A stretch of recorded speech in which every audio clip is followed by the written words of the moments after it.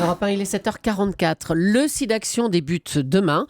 Et vous aurez 3 jours pour récolter des fonds, soit en appelant le 110, soit sur sidaction.org.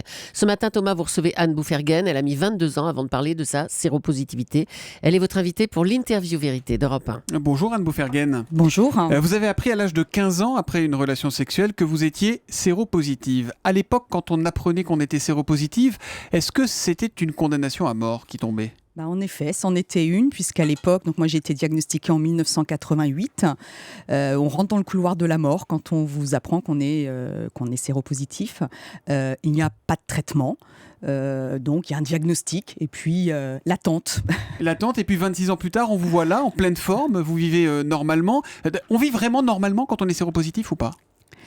On ne peut pas dire ça. Compte tenu de là où je viens, moi je considère que je vis une aventure extraordinaire qu'est la vie, l'aventure de la vie, parce que je n'aurais pas dû être là statistiquement. Voilà, il y a 6% des personnes qui ont été contaminées dans les années 80 qui sont encore là. Donc mais pour moi, tout est... Vous allez bien là aujourd'hui ? Je vais bien, bien sûr. Voilà, je vais très bien. J'ai eu énormément de chance. Le parcours a été compliqué, et aujourd'hui, on ne vit pas tout à fait normalement quand on est une personne séropositive. Voilà. Pourquoi ? Parce que c'est les médicaments à prendre tous les jours. Effectivement, le contrôle du virus ne se fait qu'au prix de la prise de traitement, ce qu'on appelle la trithérapie communément. C'est très lourd ? C'est devenu de moins en moins lourd par rapport à ce que moi j'ai connu, mais ça reste des traitements très lourds. Si on ne les prend pas, on re-rentre dans ce couloir de la mort, c'est-à-dire que le virus est toujours là. Mais effectivement, aujourd'hui, on vit beaucoup mieux qu'on ne vivait. On a une perspective de vie quasiment identique à celle de la population moyenne, surtout quand on n'a pas eu trop de maladies opportunistes. Et bien sûr, c'est formidable pour des personnes qui ne pensaient pas ça. Et le regard des autres sur la maladie, sur vous, entre vos 15 ans à l'époque et aujourd'hui, est-ce qu'il a vraiment évolué ? Est-ce que ça a vraiment changé ? Ça a quand même changé. Mais il y a encore beaucoup de progrès, parce que ce qui ne change pas, ce qui n'évolue pas, c'est l'intérêt que l'on peut porter à la maladie et quelque part, en fait, la connaissance grand public de ce qu'est la maladie. Donc, on reste, je trouve, sur des connaissances d'il y a 25 ans, c'est une maladie terrible, dont on meurt et qui concerne que des populations très ciblées. Toxicomanes, homosexuels. Homosexuels, ça, haïtiens, on disait les 3H à l'époque. Alors, ça n'a jamais été vrai, même si ces communautés ont été plus touchées au début de l'épidémie que les autres. Mais quand on parle d'une épidémie, le virus, il ne choisit pas. Il ne dit pas, je vais sauter sur celui-là plutôt que sur celui-là. Donc, la contamination concerne effectivement tout à chacun. Et aujourd'hui, la méconnaissance grand public de ce qu'est devenu la maladie est un frein à ce qui est la principale...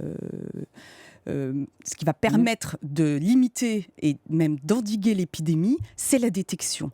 Donc on a peur de se faire détecter parce qu'on a tellement peur qu'on nous renvoie à ces clichés, entre guillemets, des 3H et d'une maladie dont on meurt, qu'on se dit « je ne suis pas concerné ». Alors moi j'ai une grande nouvelle, c'est que tout le monde peut être concerné, donc ça effectivement c'est pas une bonne nouvelle, mais c'en est quand même une. Mais par ailleurs, aujourd'hui, lorsqu'on est traité, on peut vivre et on ne contamine plus. Donc il ne faut pas avoir peur de la prise de sang, au contraire. C'est exactement ça. C'est que le message principal, c'est qu'il ne faut pas avoir peur de se faire détecter, parce qu'on n'est plus un facteur de transmission lorsqu'on est traité, pas lorsqu'on est détecté. Aussi faut-il être traité. Et par ailleurs, on s'inscrit dans un chemin de vie quand même. Être séropositif ou séropositive aujourd'hui dans le monde professionnel, est-ce que ça reste quelque chose de discriminant ? Vous travaillez, hein ? Oui, moi je travaille. Ça reste quelque chose de discriminant si on est-ce que c'est quelque chose qu'on cache ? Alors vous, aujourd'hui, vous apparaissez au grand jour, mais est-ce que c'est quelque chose que les personnes séropositives doivent cacher ? Oui. Alors les personnes séropositives, de manière générale, cachent leur séropositivité. Alors parfois, c'est parce qu'elles n'ont pas envie de parler de leur maladie, comme tout à chacun, quelle que soit la maladie, n'a pas forcément envie d'en parler. Vous, ça a été votre cas pendant plus de 20 ans. Hein ? Moi, ça a été mon cas pendant plus de 20 ans, effectivement.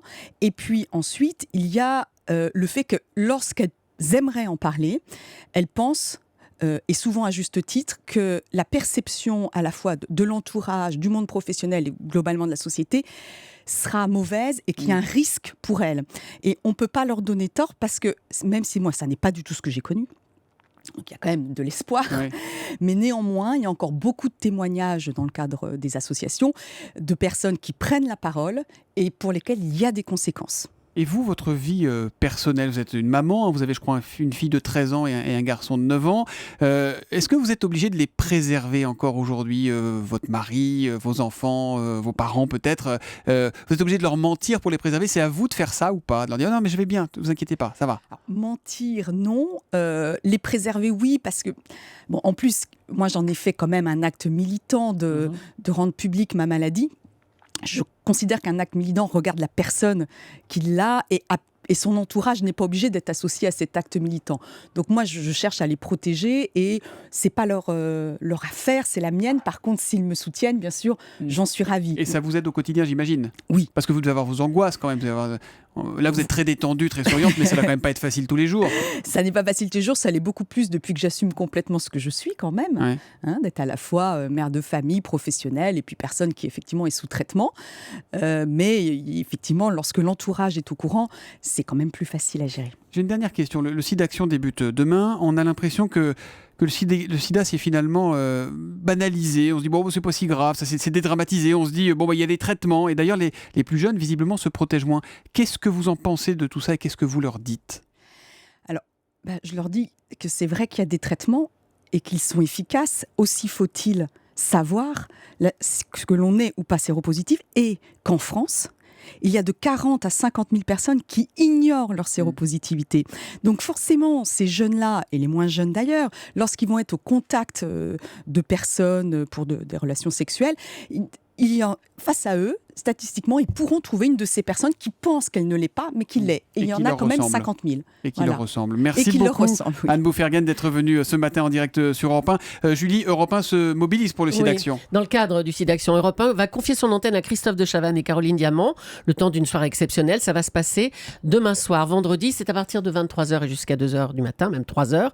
Une nuit d'écoute et d'échange pour informer, pour prévenir et lutter contre le virus du sida. Et pour les dons, c'est le 110 ou sur le site sidaction.org. Merci à vous et bonne journée. Merci beaucoup. Au revoir.